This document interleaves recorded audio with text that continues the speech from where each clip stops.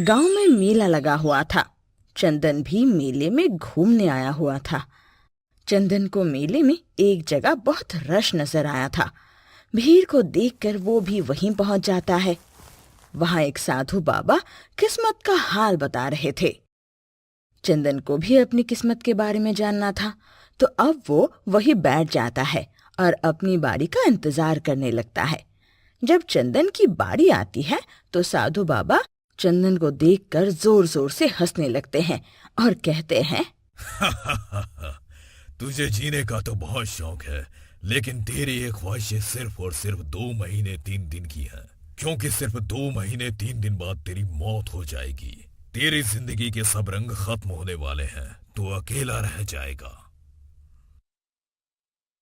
तू झूठ बोल रहा है, झूठा बाबा। मुझे तुझ पे यकीन नहीं। पैसे कमाने के नए नए तरीके सोचे हुए तुम लोगों ने। ढोंगी बाबा है तू, ढोंगी है तू। साधु बाबा हंसते हैं और कुछ नहीं कहते हैं। चंदन बौखलाया हुआ वहां से चला जाता है। वो चलते चलते गांव से दूर एक नदी के पास रुककर नदी से पानी पीता है और पेड़ के नीचे बैठ जाता है। चंदन के कानों में साधु बाबा की बातें गूंज रही थी। नहीं नहीं नहीं नहीं, वो बाबा झूठ कह रहा होगा। मैं क्यों सोच रहा हूँ इतना उस बारे में। ऐसा कुछ नहीं है। लगता है कोई ढोंगी बाबा था, मगर उसने जो कहा वो सच हो गया तो। नहीं नहीं नहीं नहीं, ऐसा कुछ नहीं है। मुझे घर जाना चाहिए। प्रिया भी मेरा इंतजार कर रही होगी। फिर चंदन अपने गांव जाता है और रास्ते में उसे उसका दोस्त मिलता है। अरे चंदन भाई, कहाँ गया था तू? हर समय कहीं ना कहीं घूमता रहता है। भाभी की तबीयत खराब थी, केसर भाई की पत्नी उन्हें हॉस्पिटल लेकर गई थी। क्या मेरी पत्नी ठीक तो है ना? चंदन भागता हुआ घर को जाता है। घर पहुंचकर देखता है कि उसकी पत्नी उसके लिए भोजन बना रही है। अरे प्रिया, तुम्हें क्या हुआ था? तुम ये काम क्यों कर रही हो? आराम करो।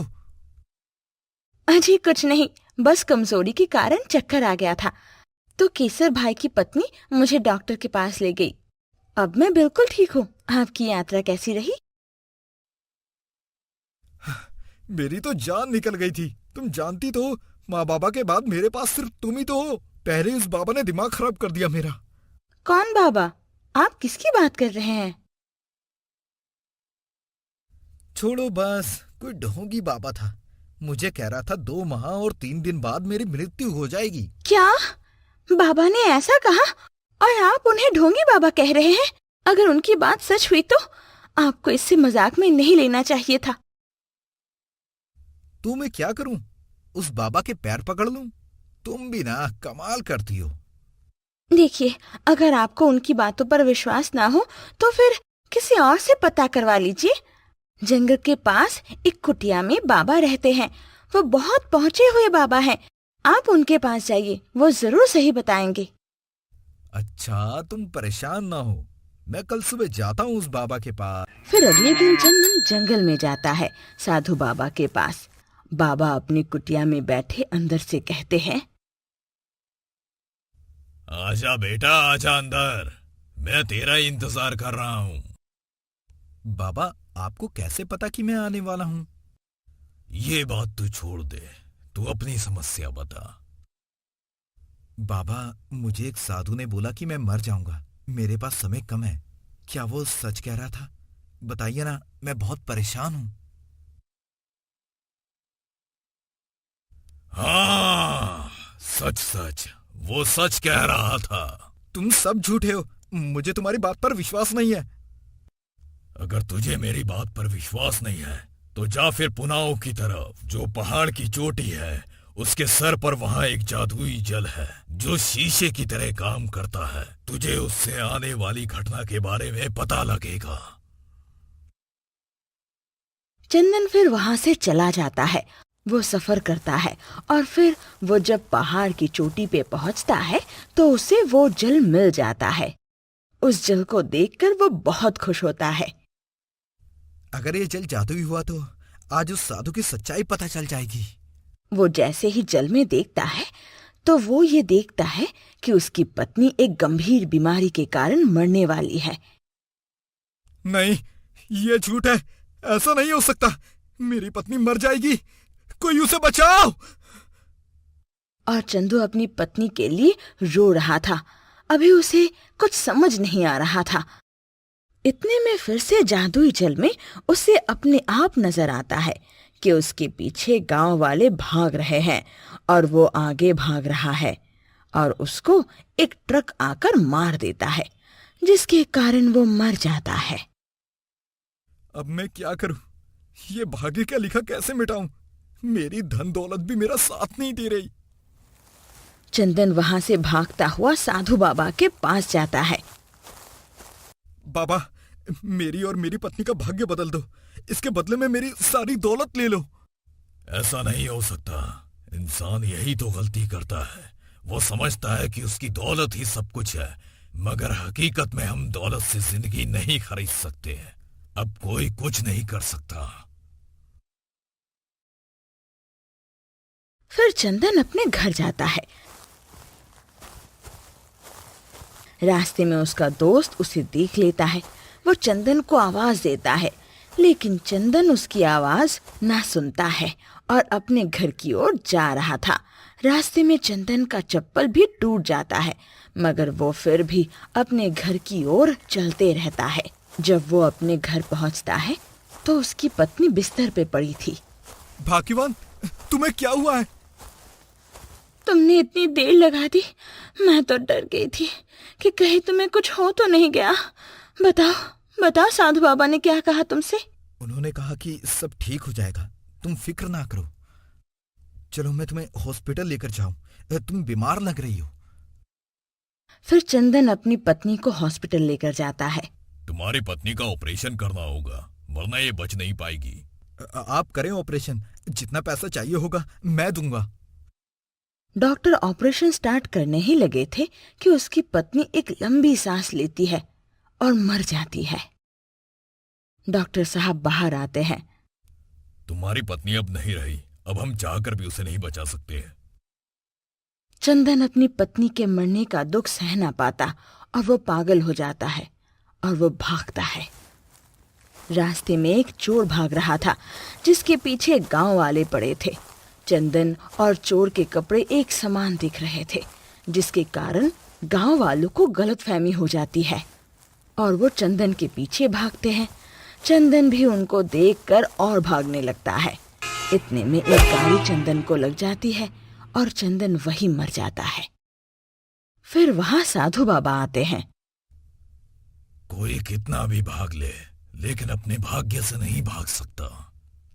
अगर आपको ये कहानी अच्छी लगी है तो वीडियो को लाइक और हमारे चैनल को सब्सक्राइब। छोटे से गांव में एक लकड़हारा अपने पूरे परिवार के साथ रहता था। लकड़हारा दूसरे जंगलों से सूखी लकड़ियां काटकर उन्हें बेचता था और उसी से उसके घर का गुजारा होता था। घर में उसकी पत्नी, एक छोटी बेटी और लकड़हारे की माँ रहती थी। रोज की तरह लकड़हारा जंगल जाता, लकड़ियां काटता और शाम को घर आते वक्त जंगल से कुछ जंगली फल और कुछ जंगली सब्जियां तोड़कर अपने घर ले आता। लकड़हारा हाथ में कुछ सब्जियों को लिए घर के अंदर घुसता है और अपनी बीवी कामना को देता है। अरे ओ कामना, आज जंगल से कुछ जंगली सब्जियां और ये फल लेकर आया हूं, इन्हें लेकर जाओ। फलों को काट कर लाओ और सब्जियों का साग बना दो। लकड़हारे की आवाज सुनते ही कामना अंदर से भागी भागी आती है और वो सब्जियों का थैला लेकर रसोई में चली जाती है। रसोई में जाने के बाद वो एक बर्तन में सारी सब्जियां और फल डालकर धोने लगती है। धोने के बाद वो फल काटने के लिए एक प्लेट में रखती है। जैसे ही वो फल को काटती है, उसके अंदर से एक सोने की बाली निकल जाती है। सोने की बाली को देखकर कामना की आंखें चौंक जाती है और वो मन में बोलती है, अरे ये तो सोने की बाली है, लेकिन इस जंगली फल के अंदर कहाँ से आ गई? चलो जो भी है, मैं इसे चुपचाप संभाल लेती हूँ, किसी को नहीं बताऊंगी। मजा ही आ गया। इतना कहकर कामना उस सोने की बाली को अपने साड़ी के पल्लू में बांध लेती है और कटे हुए फल लेकर अपने पति के पास जाती है और मुस्कुराते हुए बोलती है, लो जी, ये रहे आपके फल। और एक बात कहूँ, ये फल तो सच में बहुत मीठा है। काटते ही इस फल का फल मुझे मिल गया। क्या बात है, इतना खुश हो रही हो? ऐसा भी क्या दे दिया इन फलों ने तुम्हें? सोना वोना मिल गया है क्या भाग्यवान? ना जी ना, अब भला इन जंगली फलों से कौन सा सोना निकलेगा। ठीक है भाग्यवान। अगली सुबह लकड़हारा फिर से जंगल में लकड़ियां काटने चला जाता है और शाम होते ही रोज की तरह कुछ फल और जंगली सब्जियों को तोड़कर घर ले आता है। कामना फिर से उन जंगली फलों को काटती है और आज फिर एक उसे सोने की अंगूठी जंगली फल के अंदर दिखती है। कामना हैरान हो जाती है कि ये सब रोज रोज कैसे हो रहा है और वो इस बात को किसी को नहीं बताती, अपने पति को भी नहीं। कुछ दिन यूं ही बीत जाते हैं। लकड़हारा रोज जंगली फलों को तोड़कर लाता और रोज उनमें से किसी न किसी फल से सोने की कोई वस्तु निकल जाती। लेकिन इस बात से लकड़हारा बिल्कुल भी अनजान था। उसे कुछ भी मालूम नहीं था कि उसके लाए हुए फलों से हो क्या रहा है। कुछ दिनों बाद लकड़हारा रात के समय जंगल से लौटकर आ रहा था। तभी उसे रास्ते में एक आदमी दिखाई देता है जो कि उस गांव में नया नया मुसाफिर ही था। वो मुसाफिर लकड़हारे को रोककर पूछता है, हाँ जी सुनिए भाई साहब, क्या आप मुझे बता सकते हैं कि इस गांव में मैं एक रात कहाँ ठहर सकता हूँ? कोई होटल वगैरह मिलेगा क्या यहाँ? भाई साहब, इस गांव में तो आपको होटल मिलेंगे नहीं, तो एक पंचायत घर है, आप वहां रुक सकते हैं। लेकिन उस पंचायत घर का कोई भरोसा नहीं है, न जाने वहां रात को कौन सी आत्माएं घूमती होंगी। वैसे आपको जाना कहाँ है?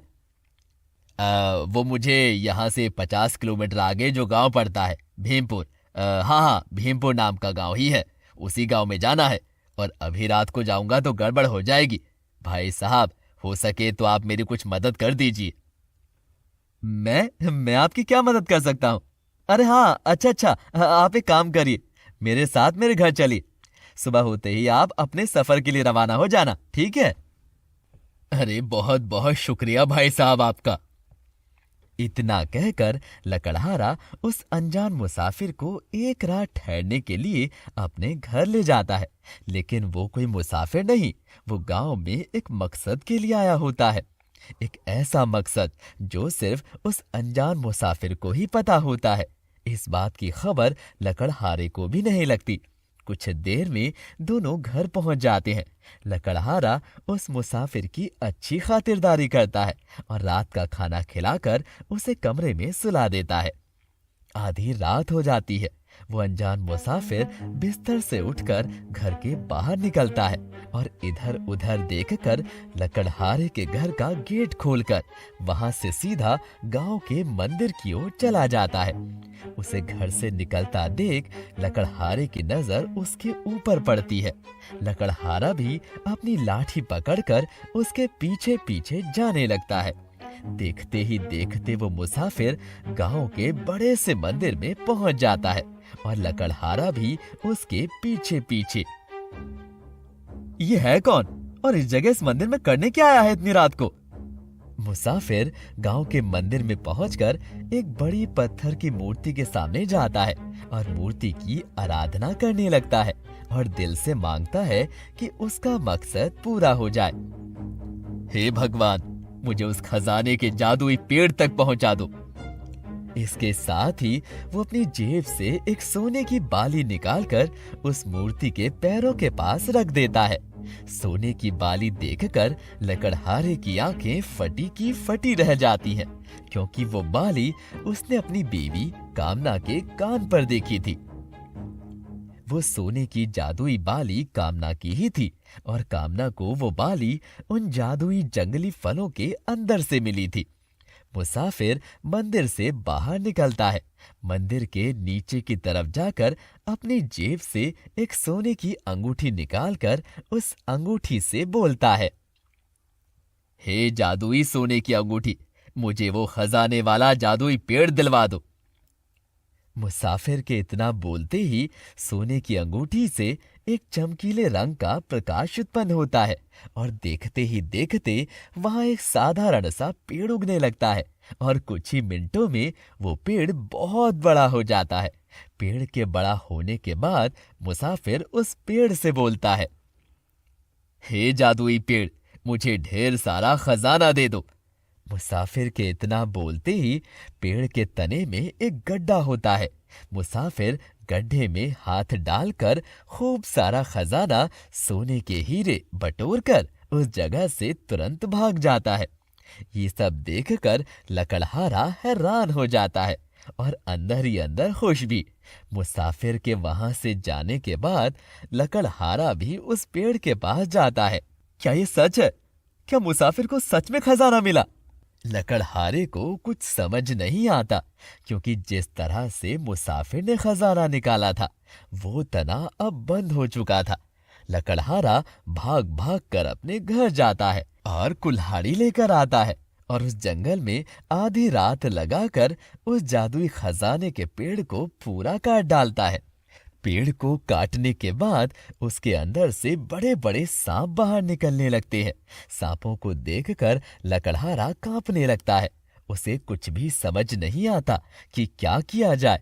वो हैरान था, क्योंकि मुसाफिर ने तो उसके अंदर से खजाना निकाला था और जब उसने पेड़ को काट कर देखा तो उसके अंदर बड़े बड़े सांप निकल आए। ओह नहीं, ये सब क्या है? इतने बड़े बड़े सांप कहाँ से आ रहे हैं? तभी वो सारे सांप लकड़हारे के पीछे पड़ जाते हैं। लकड़हारा अपनी जान बचाकर उस जंगल से भागकर अपने गांव पहुंच जाता है और दूसरी तरफ मुसाफिर अपने गांव में आकर उस जादुई खजाने को बेचकर उनके पैसों से गरीबों की मदद करने लगता है। वो गांव में एक बहुत बड़ा हॉस्पिटल और बच्चों के पढ़ने के लिए स्कूल खोल देता है। वो सारा पैसा अपने गांव के विकास के लिए लगा देता है और खुशी खुशी जीने लगता है। वो अब धनवान हो जाता है। गांव के लोग उसकी दौलत और सफलता के किस्से से प्रेरित होते हैं और दूसरी तरफ लालची लकड़हारा और उसकी लालची बीवी दोनों इस बात पर पछताते रहते हैं, क्योंकि सोने को देखकर उनके मन में लालच भर चुका था और उन दोनों ने ही जल्दीबाजी और अपने लालच से सब कुछ गंवा दिया।